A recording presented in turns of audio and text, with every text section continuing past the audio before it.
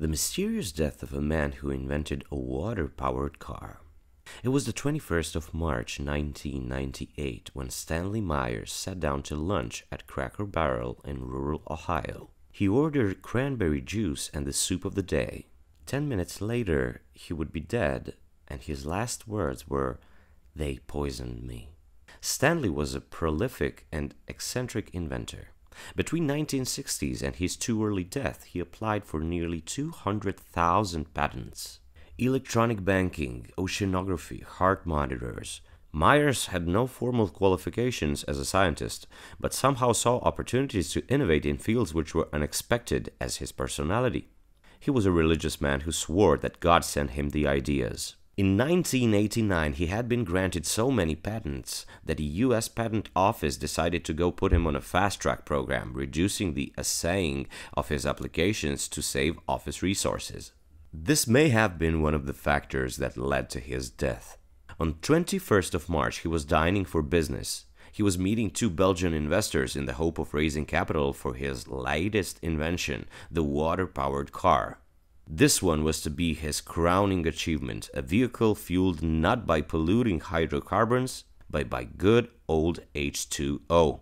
It could supposedly cross the United States on just 75 liters of distilled water, emitting only oxygen as waste. It would change the world and create astronomical wealth. According to witnesses, the meeting passed accordingly. The Belgians raised their champagne glasses and Meyers his cranberry juice. He took a sip, convulsed, grasping at his neck, bursted from his seat and ran from the restaurant into the car park where he collapsed.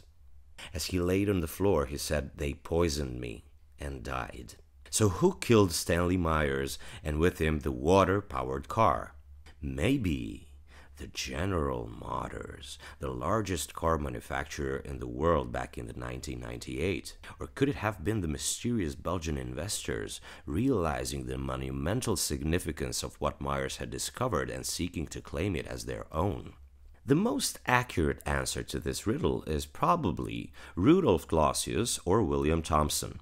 This duo arguably killed the water-powered car around 150 years before it was even invented. They discovered the laws of thermodynamics, which until proven otherwise expressly prohibit Meyers' invention from even working. Meyers' water-powered car was a physical impossibility because water does not burn particularly well. Realizing energy from water will always consume more energy than it produces.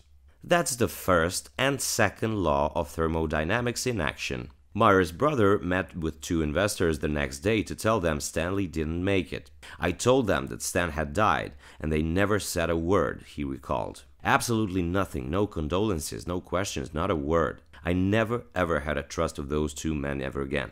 Grove City Police Department had come to a conclusion at the end of their 3 months investigation. Stanley Meyers, who had a history of high blood pressure, had died of a cerebral aneurysm. The toxicology report came back clean. He hadn't ingested any poison on the day he died, not even alcohol. A verdict of death by natural causes was recorded by the coroner, and no changes were ever filed.